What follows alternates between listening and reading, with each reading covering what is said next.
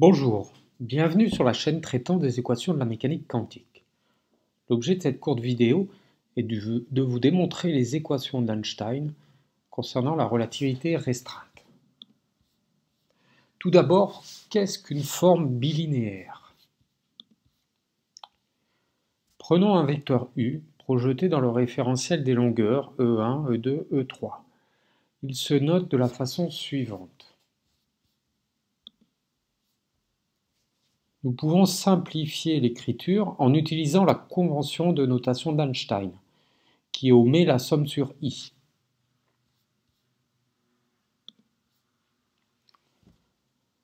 Une forme bilinéaire est une fonction appliquée à deux vecteurs.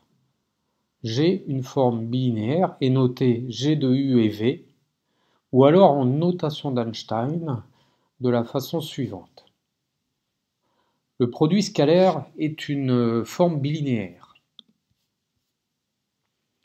Une forme bilinéaire est dite symétrique si la commutation de U et V donne un résultat identique. Donc G de U et V égale à G de V et U. Elle est non dégénérée si quel que soit V, nous avons G de U et V égale 0, alors ceci implique que U est égal à 0. Elle est positive si G de U et U est supérieur ou égal à 0. G de U et U est appelée forme quadratique. Sa racine carrée est appelée pseudonorme. C'est en fait la longueur du vecteur U. Un tenseur métrique est une forme bilinéaire, symétrique et non dégénérée. Maintenant, abordons l'espace-temps de Minkowski. À la création du monde, je fais référence au Big Bang bien sûr, l'espace est apparu, et avec l'espace, le temps a commencé à s'écouler. Il n'y a pas de temps sans espace. Considérons maintenant le temps comme la quatrième dimension. Cet espace à 4 dimensions est appelé espace-temps de Minkowski. Un vecteur U de l'espace de Minkowski s'appelle un quadrivecteur. Ses coordonnées sont ct, x, y et z, avec c la vitesse de la lumière. Ct est une unité de longueur, comme x, y et z, car la vitesse multipliée par le temps donne une longueur. Nous utilisons la constante absolue c, car elle est invariante, quel que soit le référentiel. Cet espace est complété par une forme bilinéaire, appelée tenseur métrique G, dans la base E1, E2, E3, E4. Un tenseur métrique est une forme bilinéaire symétrique non dégénérée. Attention, G n'est pas un produit scalaire, même s'il s'en approche. Le tenseur métrique permet de calculer une longueur ou norme dans cet espace-temps. Dans l'espace de Minkowski, la longueur d'un vecteur ou pseudonorme est donnée par la racine carrée de sa forme quadratique.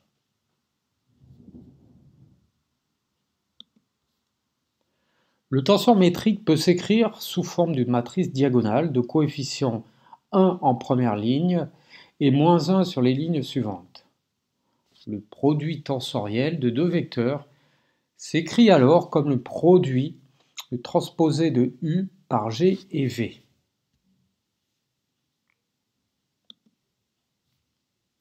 Dans l'espace de Minkowski, les transformations laissant invariante la pseudonorme forment un groupe appelé groupe de points carrés. Les transformations de Lorentz forment un sous-ensemble du groupe de points carrés. Les transformations isométriques ou groupes de points carrés sont classées en 4 catégories.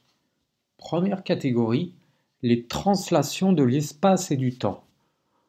Deuxième catégorie, les rotations dans l'espace. Troisième catégorie, les transformations laissant inchangé l'orientation dans l'espace et le sens du temps, appelées aussi boot, par exemple une translation dans l'espace. Et enfin, quatrième catégorie, le renversement du temps, t, et également la parité p, le renversement des coordonnées de l'espace.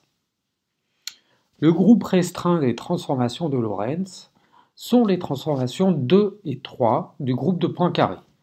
Le groupe complet de Lorentz regroupe les transformations 2, 3 et 4. En mécanique relativiste, les transformations de Lorentz sont utilisées dans le cas d'un changement de référentiel. Représentons une des transformations de Lorentz par la matrice L. On a vu que L conservait la pseudonorme, soit le vecteur U' la transformée de U par L. La pseudonorme par la transformation L est conservée. Donc G de U' et U est égal à G de U et U. C'est-à-dire au final, nous obtenons la transposée de la matrice L par G et L est égale à G. Maintenant, appliquons une des transformées de Lorentz dans le cadre de la relativité restreinte.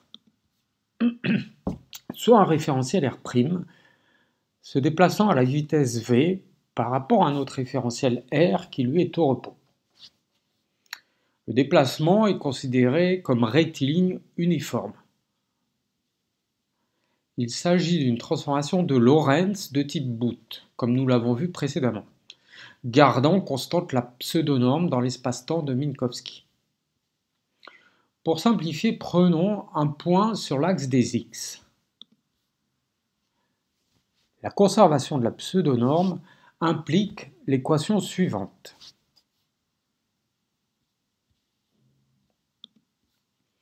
Le point est au repos dans R et se déplace à la vitesse v dans R', vue de R. Donc, delta x est égal à 0 et delta x' est égal à v' delta t'. Delta x' est le décalage des longueurs par rapport à R et delta t' est le décalage du temps par rapport à R. La conservation de la pseudonorme implique donc l'équation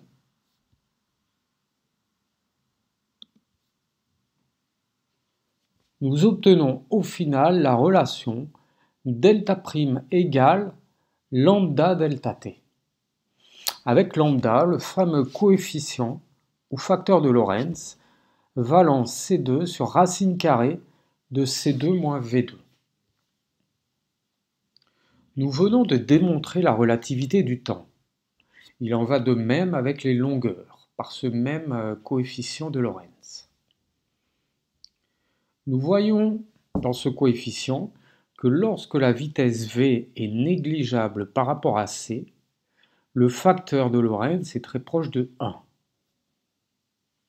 Nous constatons également que la vitesse de la lumière ne peut être dépassée par v, car bien sûr nous ne pouvons pas calculer une racine carrée d'un nombre négatif.